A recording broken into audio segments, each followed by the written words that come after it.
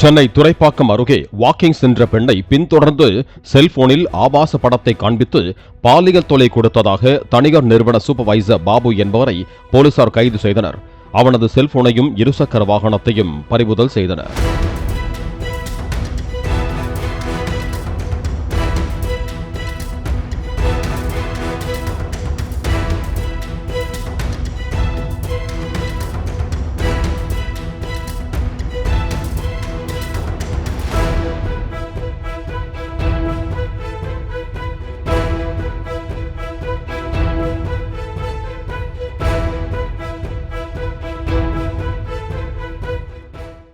Play store மற்றும் app ஸ்டோரில் இருந்து பாலிமர் செயலியை QR கோடு மூலம் பதிவிறக்கம் செய்யுங்கள்.